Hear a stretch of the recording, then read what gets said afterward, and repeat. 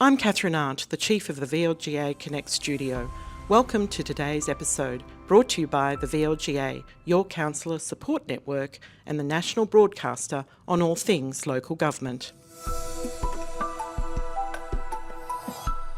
Hello, it's TGU time from VLGA Connect, sponsored by Hunt and Hunt Lawyers. This is where we unpack the week's major stories from around local government land, and here to help me do it is Julie Reid. Hello, Julie. Hello, Chris. How are you today? Well, thank you. Well, Nice to see you. And Not Nick fine, Miller's Nick. with us from Hunt and Hunt Lawyers. Hi, Nick. Morning, Chris. Morning, Julie. And it's been great to have Nick with us for the past few weeks. How many more weeks do we have the benefit of your insights, Nick? I think after today there may be two, Chris. Two more, yes. Yeah. While the intrepid Tony Rownick travels continue, we have seen some photographic evidence that we might share with you now of Tony's travels this week. He's really doing it tough, isn't he? Oh, indeed. Such hard work, isn't it? Being a lawyer, traveling Someone's around got to the do world. Yes. So we have seen that he's presented a football to, I think it's a Croatian mayor. Tony's recorded a video with the mayor that we hoped to have to share with you this week, but it's still downloading. Basically, the cable's pretty long between here and there.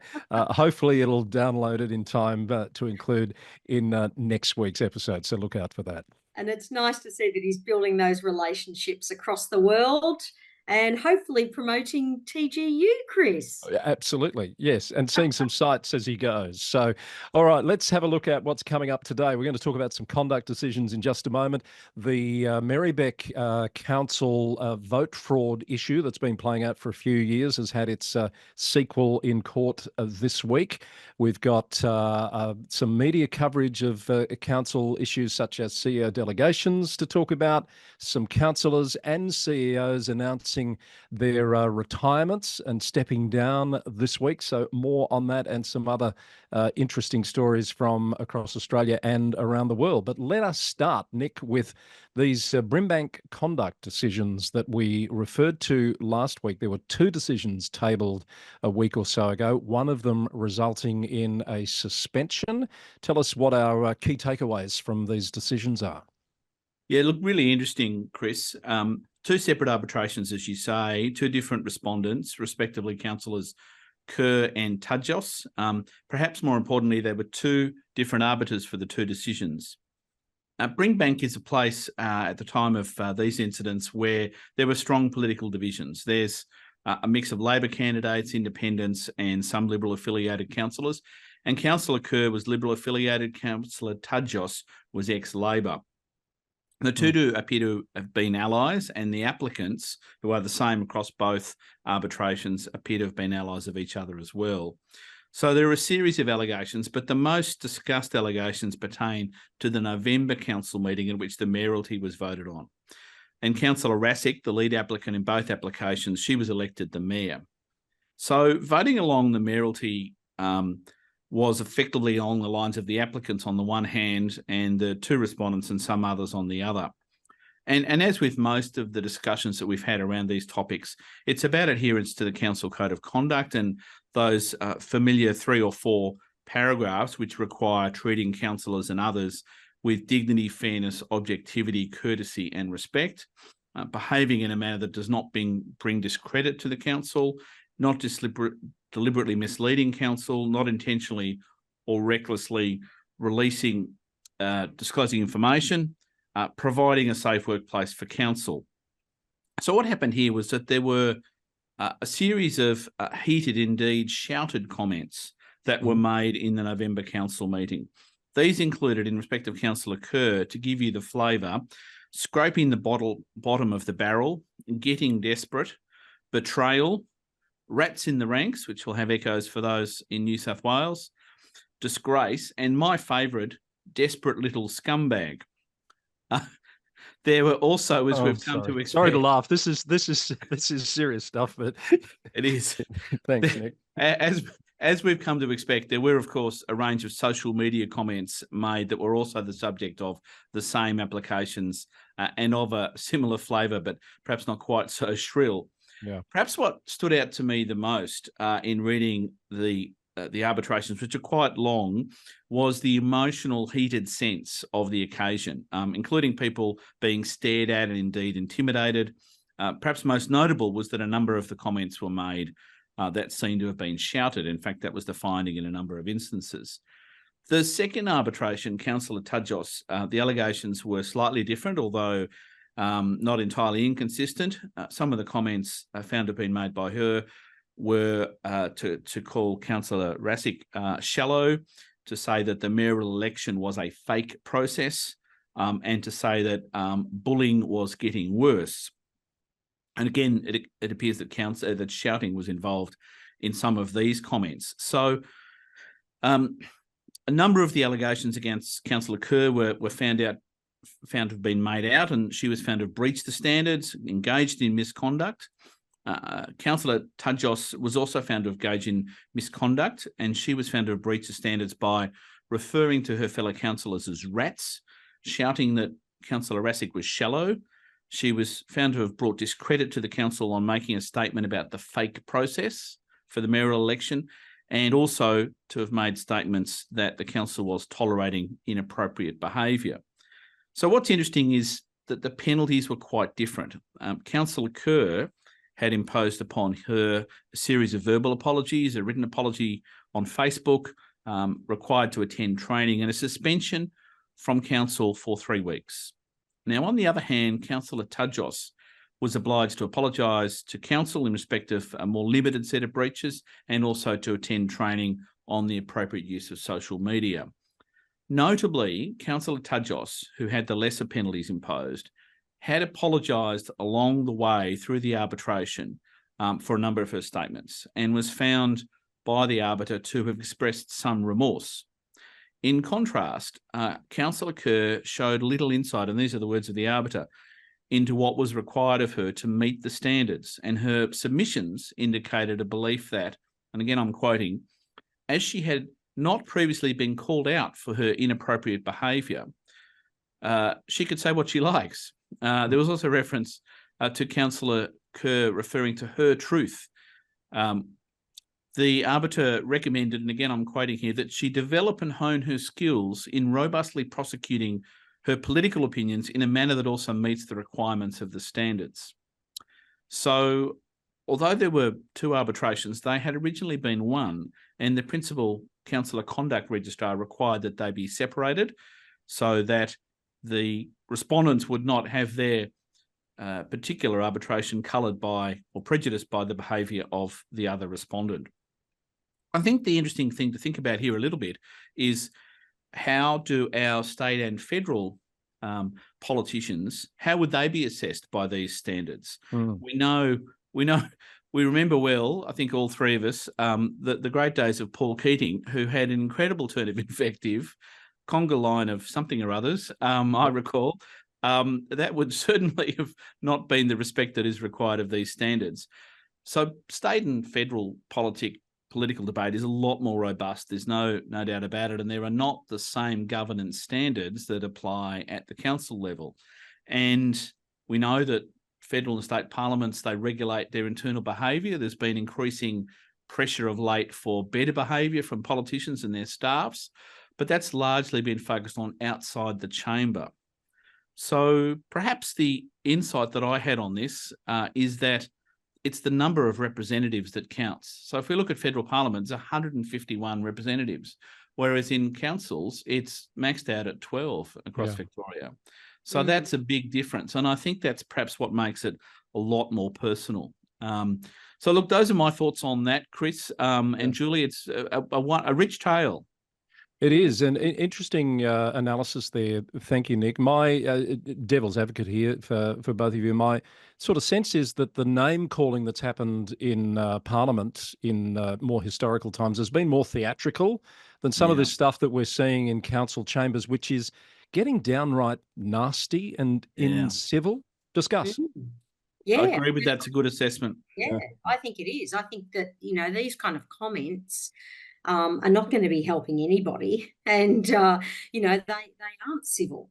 And I would agree with what the arbiters have come up with, but I'm interested in what Nick was talking about where there was an attempt at an apology and lesser sanctions as a result of that. And we've seen a little bit of that before, haven't we, Chris? We've seen certainly seen where the arbiters have said, look, you should be trying to deal with these issues before you get to arbitration. You should be trying to sort of make apologies, etc.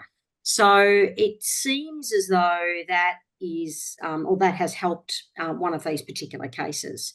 But if you show no remorse and you're still fighting the fight and you're still holding the ground on that being acceptable behaviour, well, of course, you know, you're going to be penalised more. And that is what we're seeing in the more extreme cases. And as you say, we've seen examples where, you know, a councillor admits that they get a bit carried away in the heat of the moment and they do regret how far they went at the time, and the arbiter takes that into account. And I think the important point here, Nick, is those two cases were separated and officiated by two different arbiters, weren't they? Correct.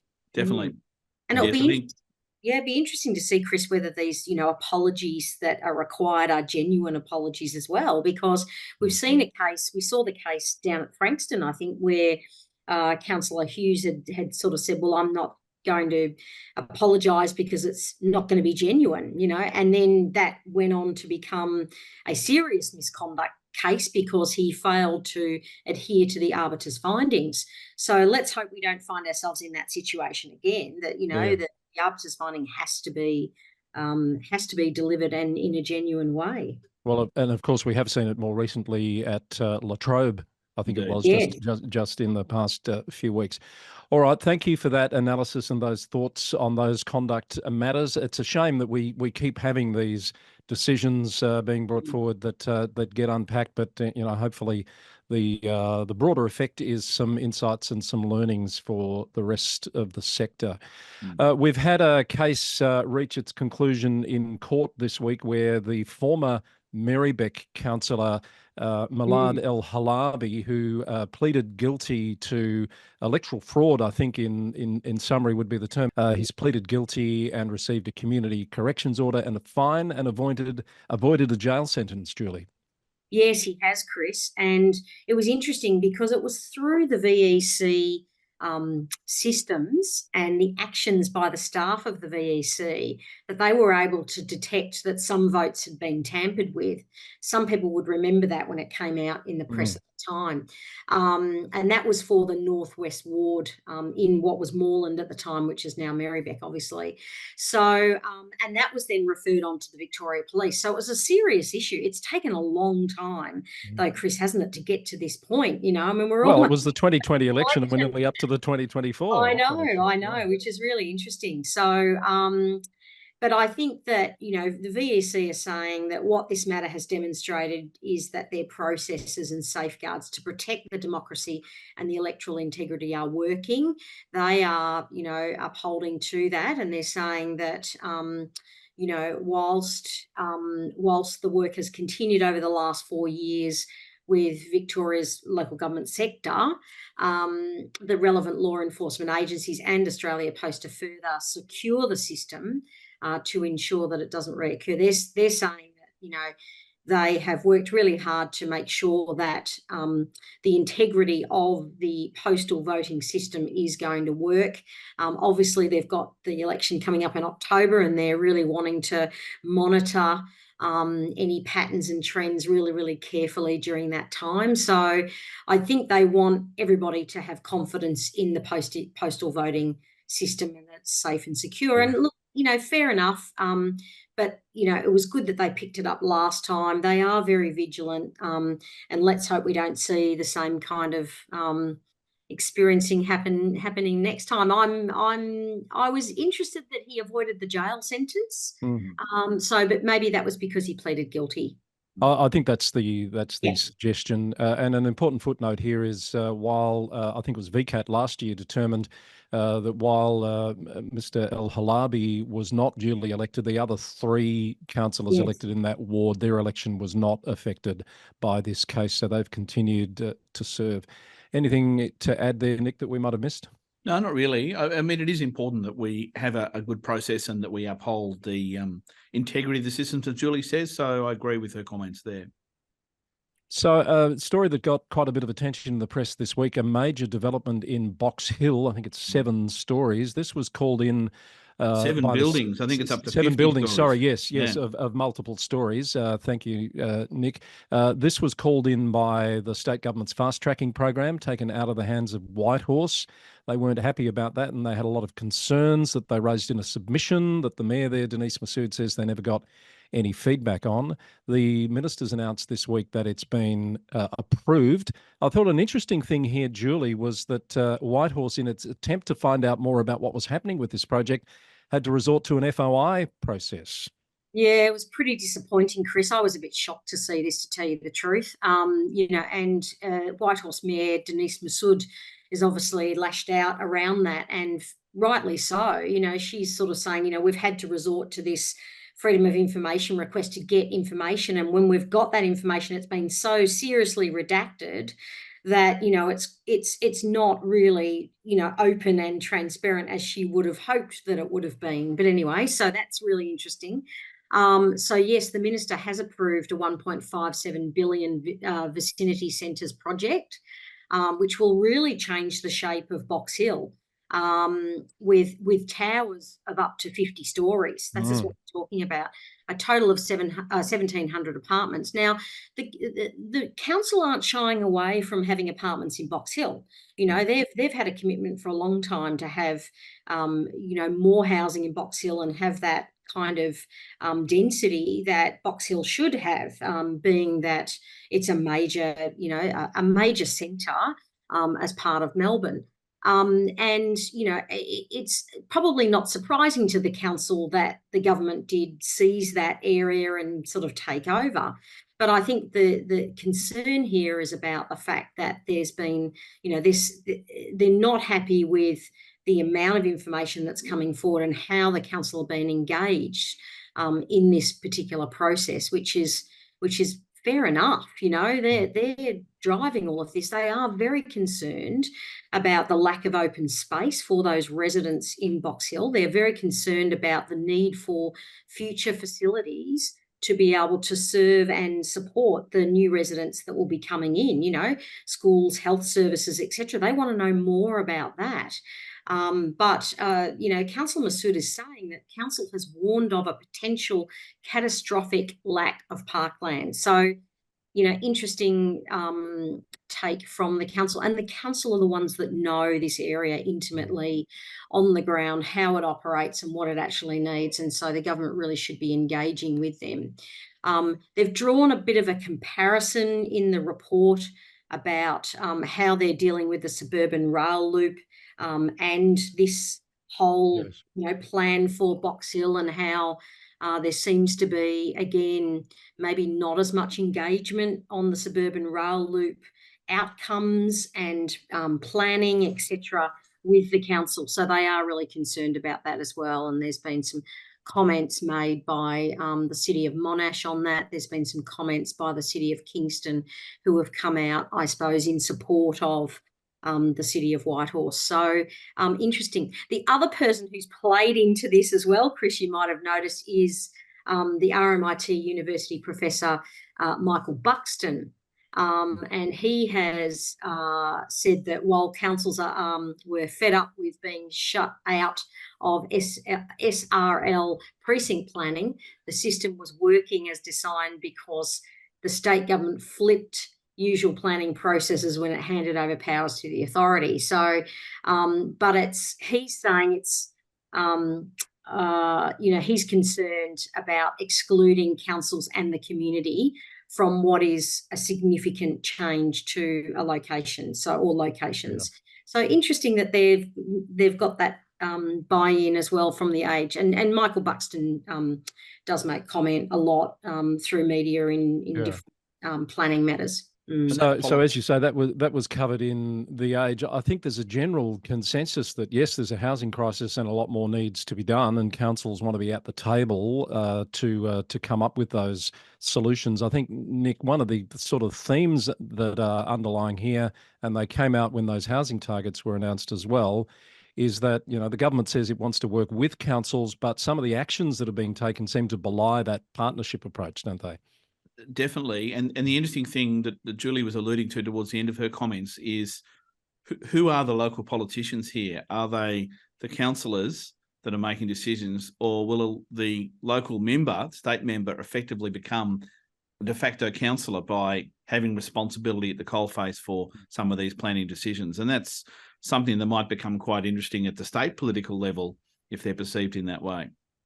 Okay, so that was a major story. Also, Yarra's draft property strategy became a major story. This was out for consultation, and in the strategy was a proposal to increase the CEO's delegation for the disposal of council land to $10 million, which means, a much higher threshold than what would normally be required to go for a council decision. Some community groups and members picked up on that and actively opposed it. And to Yarra's credit, feeling the mood of the room, on the day of the close of the consultation, they announced that that particular component of the strategy would not be going forward.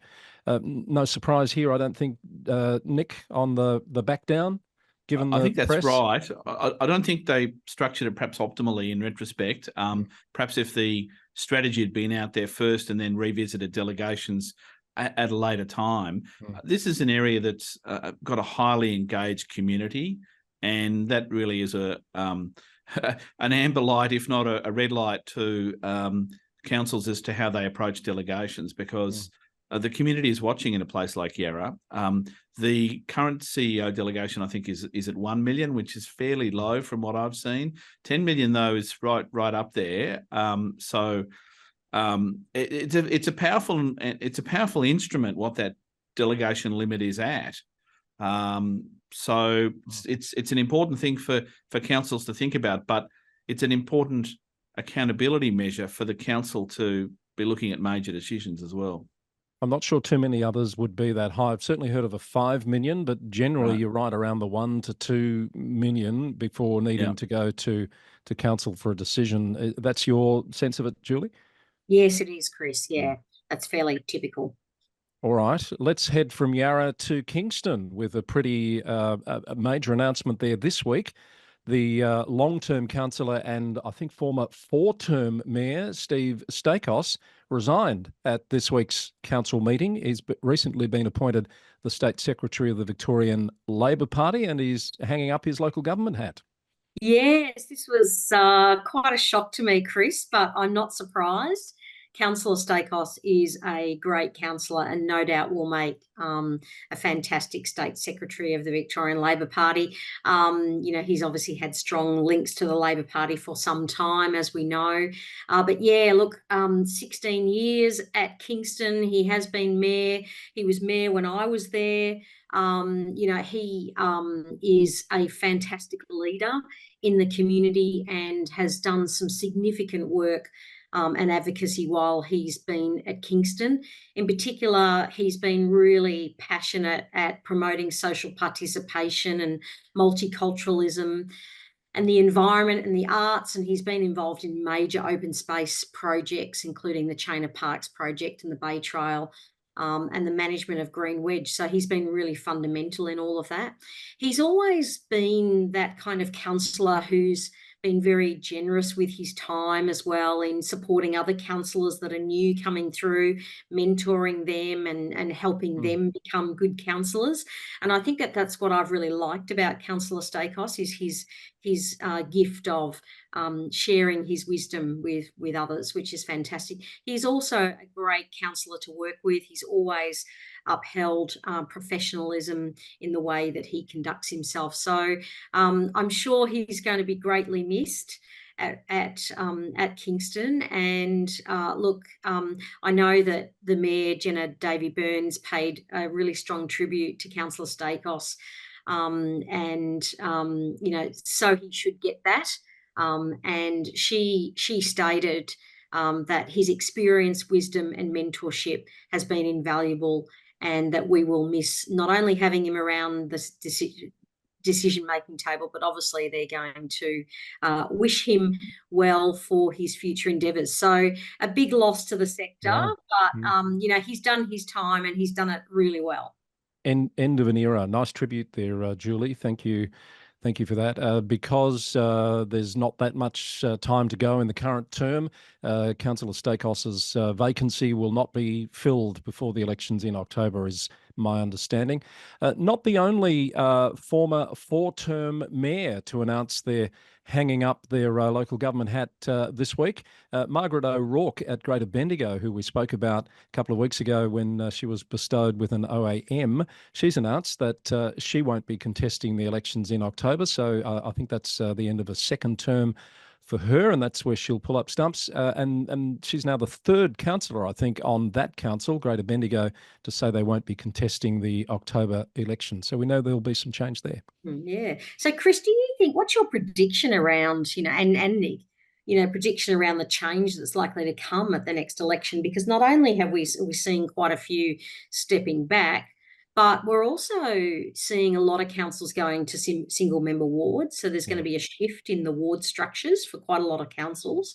So I'm feeling or sensing quite a bit of change coming forward.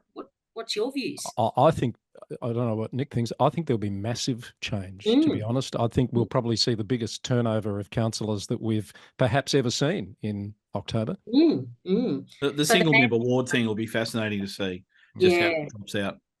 I know that some councils already have that, but it'll be really interesting where there's that change in the dynamic and what it does to council collegiality and otherwise. It'll be fascinating. Yeah. And I think let's not forget how tiring and trying the last term has been for a lot of councillors. Some that came in under COVID conditions, some that just want a break. We've seen a few 2- and 3-term councillors understandably deciding it's time to move aside for someone else. So I think we're going to see a lot more of that as well in the coming months. Yeah, I think you're right. All right, we'll be talking about that, of course, here on TGU as all that develops. I know Rhys Thomas is waiting to bring us this week's segment. Before we do that, I just want to touch on a story that came up, I think, last week. Nick, this supposed attempted infiltration of the sector by the CFMEU, and we talked about Greater Geelong's stand there against it, the comments of Ali Wasty that were reported last week. 4 more councils have joined with Greater Geelong in that region to I guess, hold the line. Indeed, the Geelong Regional Alliance of councils surrounding Geelong has come out quite strongly to support Greater Geelong. For my money, good to see the CFMEU, their move into local government. I'm not sure that's going to be a good thing at all. Colac Otway's CEO, Anne Howard, talked of distraction. She also said that this was upsetting a number of long-standing and constructive relationships that her council had with a series of unions. And I must say, I have to share that approach. As I said last week, the CFMEU is not necessarily doing the best thing by the workers. It's a much a union power play as anything. Yeah, and I think the Fair Work Commission is going to be the ultimate arbiter on this, aren't they? That will be very interesting to see. I hope that we get a clear outcome on that. Yeah. All right. Not sure of the timing of that. No, I'm not sure either. Yeah. All right. So we'll keep an eye on that. All right. Let's take a break. Well, you two can take a break while I go off and have a chat with Rhys Thomas for this week's VLGA Snapshot segment. Time to catch up with Rhys Thomas for this week's VLGA Snapshot segment, which we're calling a reasonable interpretation. Yeah, good one. Cool, Marks. Hello, Rhys. G'day, Chris. How are you? Going well. How's your week been? Yeah, not too bad. Busy week. A lot happening. I saw you fronted the parliamentary inquiry with the CEO, Catherine Arndt, this week. I did. And it was fun to provide a submission. Took me back to my council days, having to answer council meetings. Not that that was all that long ago, to be honest. But right. Look, a transcript. Like a matter of weeks. Yeah, it was only a couple of months ago. Yeah. But a transcript of that submission will be available pretty soon on the Parliament's website. But the too long didn't read version is that the VLGA believes that councils are best placed to make decisions about programs and services that are important to their communities and should retain the autonomy to determine where the funding should be allocated. Yeah. And we're pretty concerned, like many, about the financial sustainability of the sector and believe that the impacts of cost shifting and a reduction in grants in real terms has placed pretty significant undue pressure on councils. Nice snapshot. Just as a governance geek, what did you think of the process of that inquiry? It's pretty efficient. I'll tell you what, the sort of resources that the Parliament has to to support the actual meeting, I think most governance officers would kill for. Yeah. There was a small team of people involved, but of course it's Parliament, so you've got some pretty real security concerns and all sorts of other things. So it's quite the process even just to get into the building. Yeah, yeah, interesting. All right, the main thing we want to talk about today is the new Act, the Local Government Governance and Integrity Act 2024. It's received royal assent, so it's a thing now. It is a thing, but just before we get to that, I better have an addendum to my story last week about the township of Yallourn. Oh, yes. I did a little bit of follow-up reading and discovered that, in fact, the Yallourn Works area didn't get amalgamated in 1994. It hung on for another couple of years until 1996. Right. So, in fact, it joins the borough of Queenscliff as a municipality that survived the amalgamations unscathed. So technically there was an extra one for a couple of years. There was. And, well, in fact, if you want to be really technical about it, there was a period of time when a part of Docklands was a separate municipality as well. It had been carved out of the city of Melbourne for the development, and then it was returned back in the late 90s. So there were more municipalities, secret ones, than we ever thought. Indeed. All right, you learned something. And for what it's worth, when I did mention my father's visits to the brown coal mines, my family chat set off a flurry of activity, and my sister highly recommends that you visit the old brown coal mine museum in Yallourn North. So go check that out. Oh, okay. There you go. Even travel recommendations coming from this segment. You get it all. But we'll get back to the Act. You'll be wanting your own show soon, Rhys. Yeah, let's get back to the Act.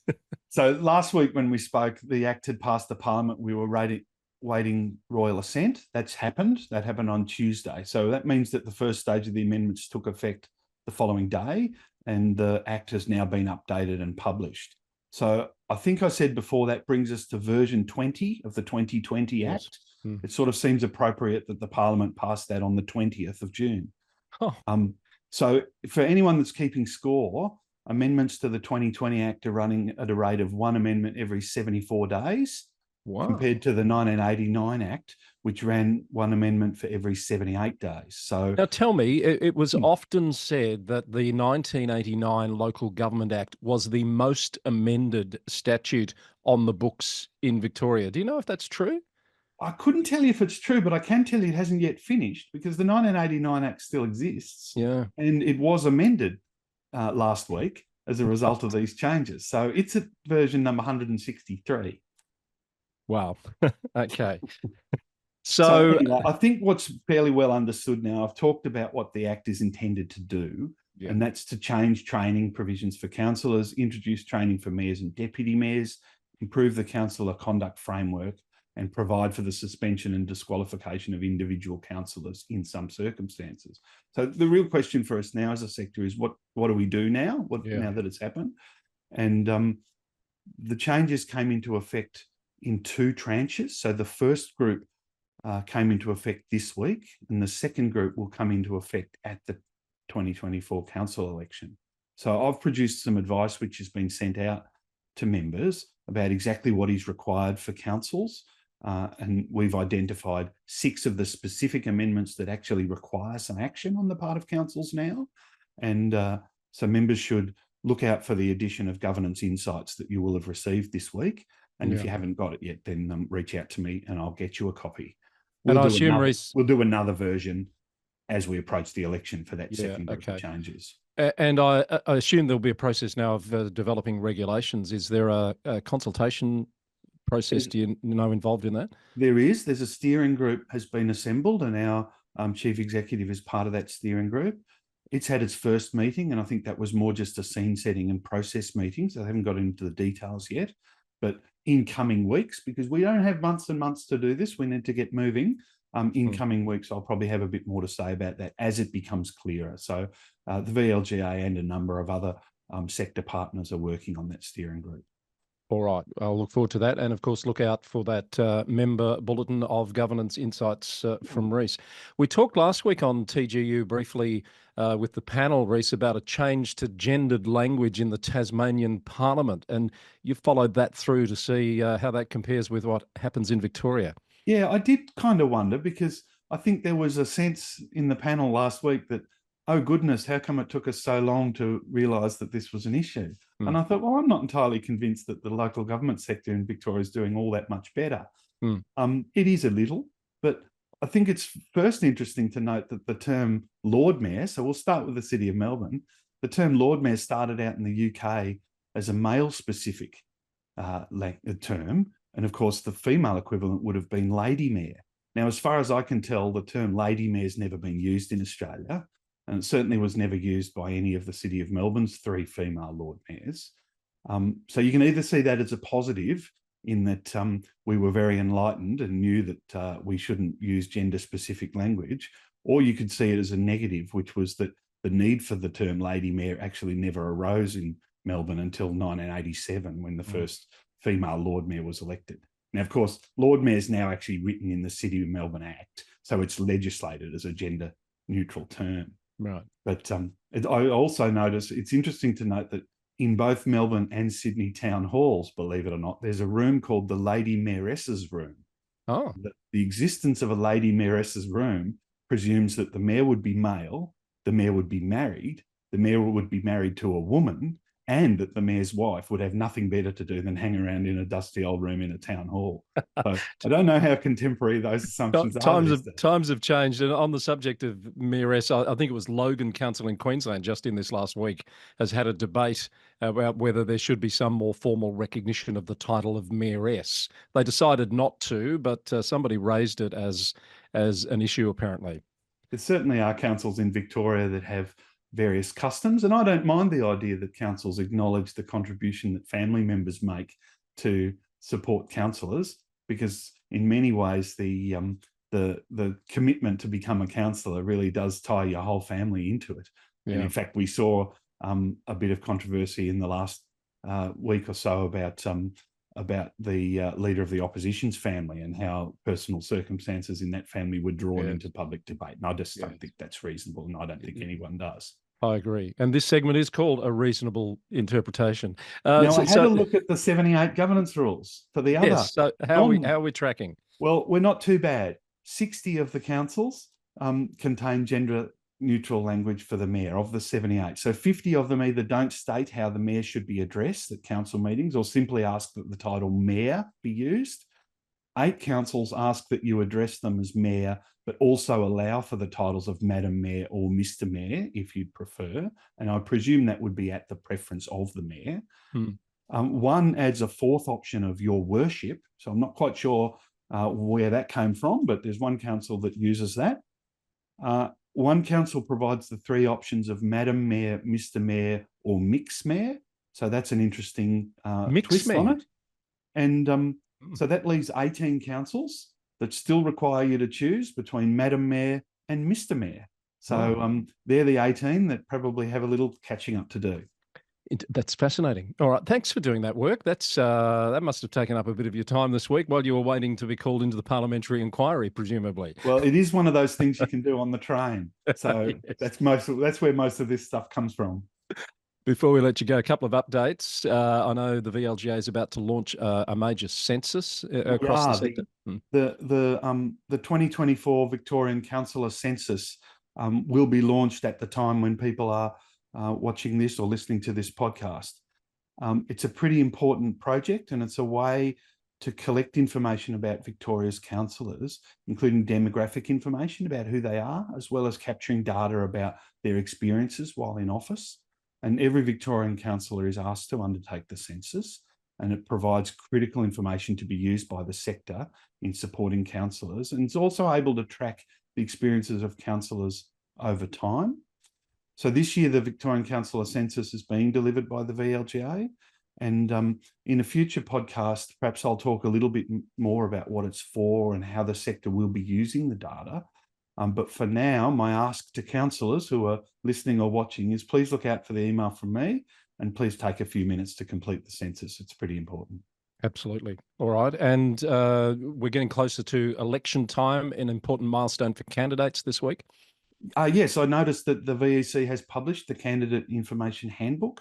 So when I've been rolling out my candidate information sessions in the last few weeks, a common question is people want to know all the detail. What's the form to fill out? When do I have to do things? How do I pay my fee? All of that's in the candidate information book, and they're available now. One thing that is worthy of note is that the $250 nomination fee that candidates have to pay has to either be paid in cash or by bank check. They don't accept electronic payment, so that's worth noting for people who are turning up at the last minute to become candidates. It looks like the VEC haven't quite caught up with the local school fate when it comes to payment methods. I was just going to say, talking about contemporary practices, I seem to recall, Rhys, you might recall last election cycle, I think there was a delay getting that handbook out because of COVID and a whole range of things, and people were getting quite concerned, but this year it's out in plenty of time. It is out in plenty of time. The last time there was some particular issues and some, obviously, the interaction between the lockdown or the COVID restrictions and the election campaign advice caused a bit of a hiccup. But it's out now. There's plenty of time, and there's a lot of great information in it. And do that. And I would say to candidates, avail yourself of all the options available to participate in candidate information training. The VLGA is delivering it, obviously, on behalf of many councils, but we're not the only people doing it. There's community groups doing it. There's other peak bodies doing it. Get involved, find out all the resources. There's a lot of information there on how to run a successful election campaign. Yep. A good message. All right, little birdie tells me you might be travelling interstate very shortly. Is this true? I am. I'm heading up to Canberra for the Australian Local Governance Association National General Assembly. So I'm looking forward to that. And I'll see if I can get the technology working and connect with you from there. Exactly what I was going to ask. Excellent. All right. Hopefully we can find out a bit about what's happening up there next week on the program. Thank you, Rhys. Great to talk to you as always, and safe travels. Thanks again, Chris. Bye now. I think people are really enjoying some of those insights that Rhys Thomas has been sharing with us each week on TGU, and hopefully we'll still be able to talk to him next week while he's in Canberra at the National General Assembly. So back to the news. Let's have a look at some of the national stories that have hit this week. Interesting piece of research in Sydney released by the Western Sydney Leadership Dialogue, a think tank that's looked at the impact of the political cycle on CEO and general manager positions at councils in that state. And they've found that there's been more than 50 dismissals or changes at that level in this term of council as a result of political interference. And they're calling for that to stop. They're calling for, I think, an increase in the threshold of a council vote to be 2/3 majority for the ability to dismiss a CEO or a GM of the council. The Office of Local Government says there's nothing to stop a council from dismissing someone from that position for any reason whatsoever. But it's also been reported that the minister there, Ron Honig, is considering whether the CEO GM role should come under an award rather than be appointed on a contract basis. This has echoed some of the concerns we've had in Victoria for a while, Julie and Nick, because there's been a lot of turnover at the CEO level in Victoria this past term and the one before. And of course, the fear is that we're just going to start a whole new cycle in October after elections, especially if, as we were saying before, there's a massive change at the councillor level.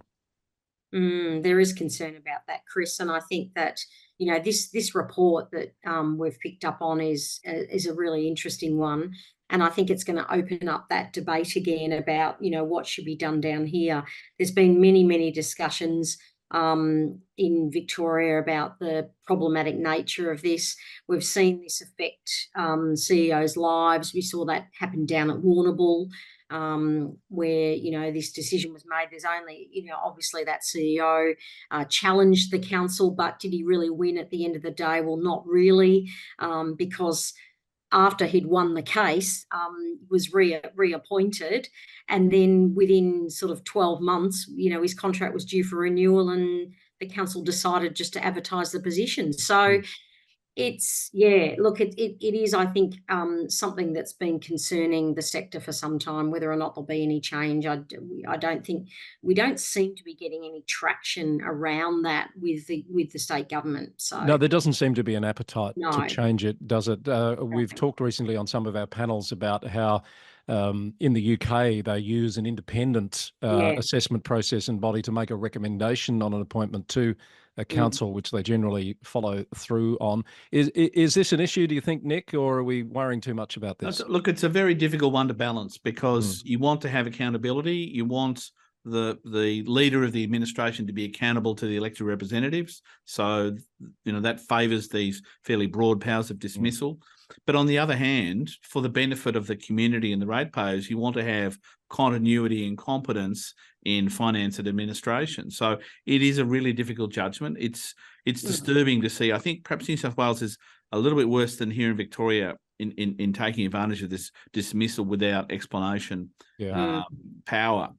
Yeah, and it's interesting because I think we went to that system, didn't we, of having contracts after there was a long time, I think, not that I can recall it really, but a long time ago, people had jobs for life in council. And, it meant that you did get people that were underperforming and that weren't really doing the right thing, and you could never get rid of them. So, it was kind of, it was moved in that direction to maintain, as Nick's saying, good, credible people that are doing a good job and that they're held to account, etc. I agree with all of that philosophy. I still think you need to be held to account and you need to do a good job for your community. So I'm not disputing any of that. No, likewise. I think it's more about the politicisation when the political agendas become the reason for it, and the CEO or the general manager is caught in that trap, perhaps unfairly. But, every case is different. The Liverpool case has had its perhaps conclusion this week. 4 councillors had lodged a rescission motion against the termination of John Ajaka as the CEO of Liverpool a couple of weeks back. That's been unsuccessful in a confidential meeting this week. So I think he's talking about Supreme Court action about that decision. And of course, at the same time, there's a government inquiry underway into recruitment processes at Liverpool, as well as a major project there. So when I say it's had its conclusion, maybe there might be a little bit more to be said on that sometime soon. Another CEO piece of news this week, Simon Overland, the former Chief Commissioner of Victoria Police, the former CEO of Whittlesea City Council and the current CEO of Burnie City Council in Tasmania, has made what some of the media outlets have called a shock announcement this week. He said he will be retiring on the 4th anniversary of his appointment at Burnie, which comes up in November, and he's returning to Melbourne, Julie. Good news. I haven't heard what he's doing when he comes back to Melbourne, though. No, I don't think he's said, but he has said that he's been contemplating, what he wants to do next for some time. Yeah, so maybe he's got his sights set on something in particular. I don't really know, but anyway, good to see him coming back to Melbourne shores, and I think we should watch this one and see where he ends up. He may end up as a CEO in a Melbourne council. Or He's saying he's retiring, so I wouldn't think so, but who knows? He's not old enough to retire.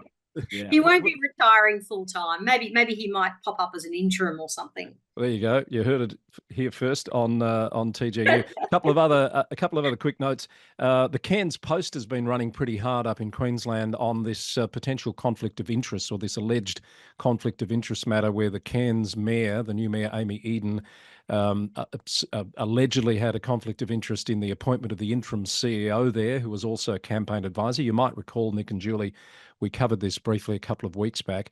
The local government minister there has been quoted in the press as saying that a matter has been referred to a relevant authority. The Cairns Council has hit back pretty strongly this week, saying they've not heard from any integrity agency. There's been no complaint made that they're aware of, no inquiries have been made at the council, and that they've followed all proper processes. So that's one that is still yet to play out. And a note, some in the sector may know Rob Williams, the GM of Narrabri Shire Council. He's been announced this week as the incoming CEO at Bundaberg in Queensland. And of course, we mentioned a few times a number of CEO positions turning over in Queensland following the elections that happened in March. So we'll keep you up to date on all that sort of stuff on the Local Government News Roundup podcast if you're interested in keeping your finger on that pulse. Julie, this is one that caught my eye this week in Sydney, where North Sydney Council has copped a bit of flack from some of its residents because it's cracking down on what it says is an unlawful and unsafe practice of electric vehicle owners charging their cars with cables that run from their house across the footpath out to their car, which is parked out on the street. Obviously, that seems to be a hazard, wouldn't you thought? Yeah, I'm a bit torn with this one, Chris, because, obviously I believe that there are a significant number of people, particularly in Sydney, who own electric vehicles. So, and there's a significant amount of people that live in Sydney that don't have driveways. Yeah. And so that's the reason why they're parking their cars out in the street, and they're having to run these cables across, as you say, across the footpath into the street. Now, the councils have been sending out warning letters stating that the practice must cease immediately and warned that a repeat offence could result in a fine of $330. So, the residents are saying this is kind of like a cop warning, this is kind of like the police stamping down, why would you being so harsh on this kind of stuff? But they are concerned about, obviously pedestrians walking along the street and trip hazards, etc. And they're saying it's actually, against their policy. It might be their local law, but certainly, there is concern about the way that the council is clamping down really hard on this kind of issue. So you've got this issue where probably, the council supports and responds to the, climate change and environmental sustainability, and then you've got this practicality issue of, which is caused the council some problems because it's, it's in contravention with their law. So I don't know whether what other option is available. That's they're saying use public EV charging stations, and one of those residents. They've got 5 council car parks with those EV stations, I believe. But is that really practical for people to? It may be a case of the usage of the EVs, the infrastructure not keeping pace with the uptake of the EVs. But Nick, interested in your view, one of the residents said, this is terrible. All the council's concerned about is public liability and being sued. Well, of course they're concerned about that. Of course they are. That's right. Of course they are. And he's also concerned about the differential cost. It costs him, I think, 8 cents a kilowatt to charge across the footpath, whereas if he goes to a private charging station, it's going to cost him 50 cents a kilowatt. So there's a huge differential there. I don't know I've got no idea what the communal solution might be, but there is an increasing pressure for that, I would have thought. And it might be something like, I think Port Phillip's rolling out a trial of curbside charges on poles, and a solution like that might be what we'll see more of in the future. Who knows? Yeah, with this massive growth in EV vehicles, it's just, there's going to have to be change in some way in terms of infrastructure, as you're saying, Chris. Yeah. So do I have your agreement, both of you, to file that one in the wicked problem file? Definitely. No, it's got some good company, that file. Here's an extraordinary story, Nick, out of the US. A mayor elected in an Alabama town who's been unable to take office basically for 3.5 years because the incumbents have blocked his access and basically refused to recognise the legitimacy of his election. He has not been given the keys to the city. For 3.5 years, he's had none of the tools of office that he's needed. This is a remarkable story about a town in Alabama, a small town, important to emphasise, a black town. I think it's not just majority black, but it's almost exclusively black. But nonetheless, for the last 50 or more years, and I imagine well before that, the mayoral office has been occupied by a white person, and that white person has handed it down to his successor, who's also turned out to be white, and there's been no elections over the 50-year period. Wow. So this should make us grateful that we have the electoral laws and systems that we have in this country. This is really just pretty hard to see it anything other than a hangover from the Civil War. It's extraordinary. This is, a first Mm. world country where this democratic process has just been denied that community for so long. Well, for 100 years after the Civil War, until the Civil Rights Act of the mid-60s, the so-called Jim Crow laws that were introduced in the South effectively disenfranchised black voters from voting. And this is just a incredibly brazen hangover from that era. It's incredible to see. But there's a solution now, I understand, according to the New York Times. Yes, there's a settlement agreement. Why this would be necessary, I cannot imagine, but there's a settlement agreement being struck, and he's going to be allowed to begin his first term only 3.5 years late. I'm not sure how long the term's supposed to be. I was just going to ask that. One would assume it's a 4-year term. Perhaps, maybe he's got 6 months left. I don't know. So, just when you think you've seen it all, huh? That's happening in the South, in the US. This one really caught my eye this week. A New Zealand councillor wrote a submission to, I think it was about the location of a bridge in a neighbouring council, wrote the submission to that neighbouring council, engaged in an extraordinary rant of name calling and expletives, and it was so highly offensive that apparently this email submission was included as a submission towards that process, but was almost entirely redacted. But the press got a hold of it, and they've given a sense. I'm not going to repeat any of it. It is. Just let me tell you, it is. It's highly offensive. So what you're saying, Chris, is that their submission ended up being all black. Yes, exactly right. Exactly right. So there's been a complaint about his behaviour.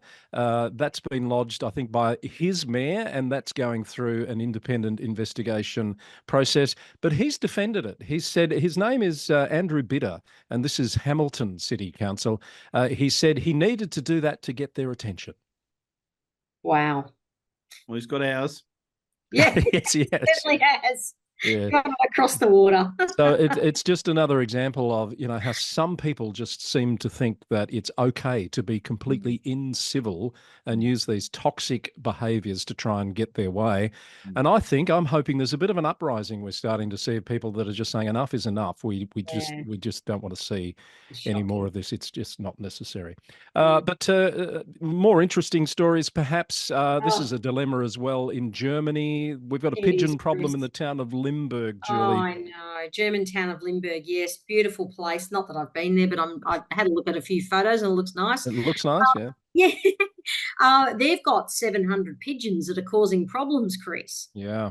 I don't know what you can do legally about getting rid of pigeons, but, they're Well, they've had a referendum, haven't they? And that most of the community want the pigeon population to be culled. They do. It's a real problem for them. And now what they're doing is they're now dealing with animal rights activists that have come out and said, no way, you're not going to cull these pigeons. And there's a real uproar now between the community, the council, and these animal rights activists. And they're fighting really hard to stop them from culling these pigeons. Now, I know locally we've had issues with pigeons. I know some councils that are dealing with pigeon problems.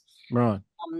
And the extra cost involved in cleaning up after pigeons as well. So, this might be in Germany, but this is real for some councils locally. But anyway, I don't know of any council that's decided to get a falconer in to try and cull the population. So look, and the activists are saying, this is really cruel.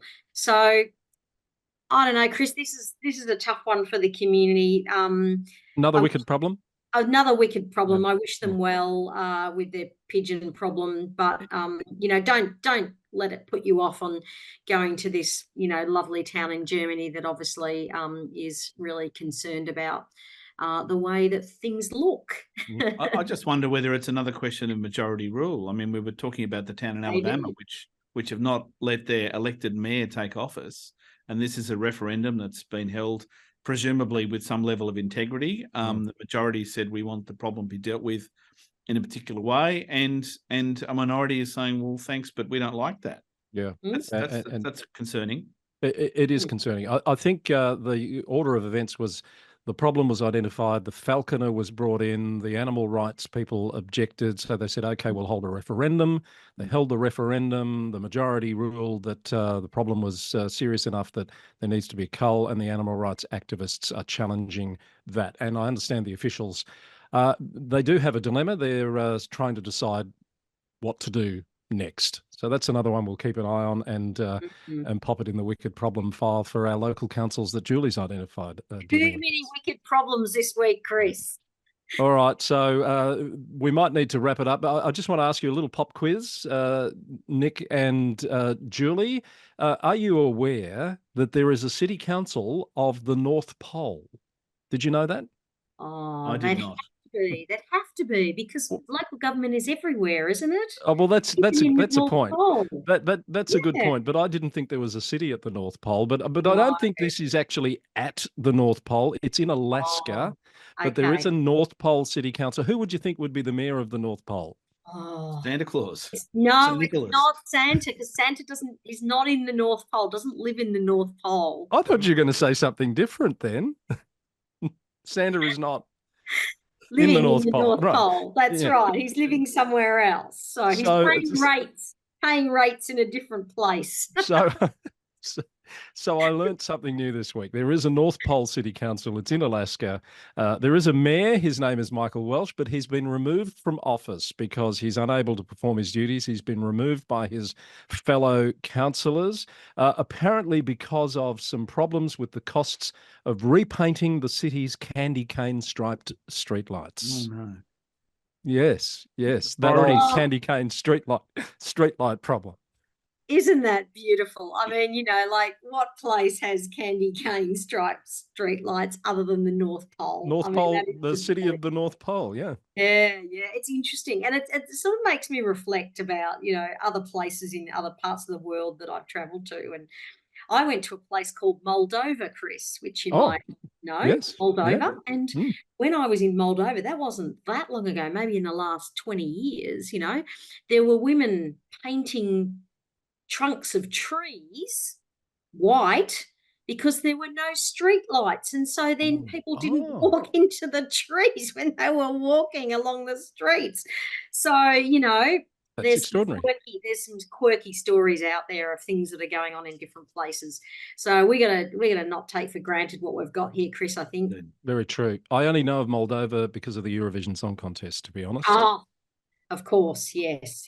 Well, it's while you're talking about, before we go, we should wrap this up. While you're talking about painting poles, I did notice over in Perth this week, one of the councils there, the town of Victoria Park, has received a petition, or there's been a motion passed by their electors meeting to erect a peace pole. And I didn't know about these peace poles. Do you know about peace poles, where they have a message in multiple languages, wanting peace on earth, etc.?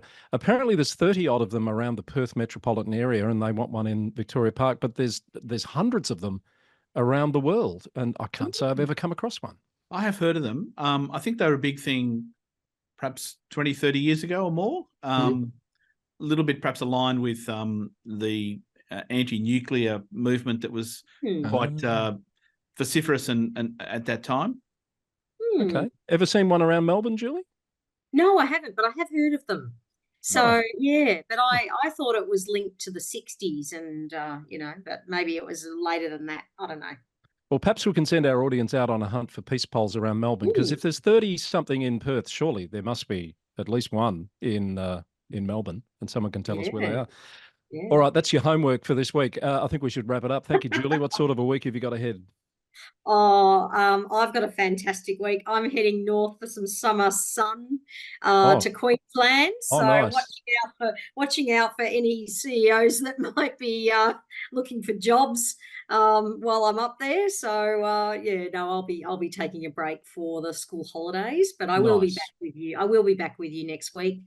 And back into work after that. But a big shout out this week, Chris. I've got a big shout out. I've spent some lovely time with some staff at Hobson's Bay yesterday, and big shout out to them. They were good, tremendous to work with. So hello to all those lovely people from Hobson's Bay.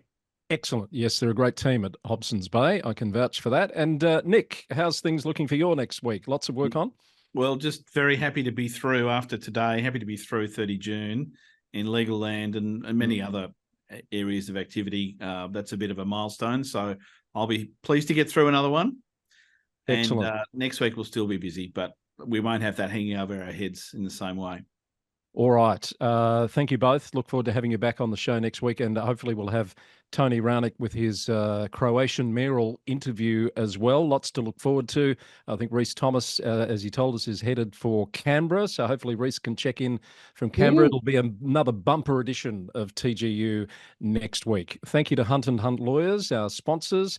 And thank you to you, the viewer and listener, for coming along on this ride with us each week on VLGA Connect. We'll see you again very soon. Bye for now.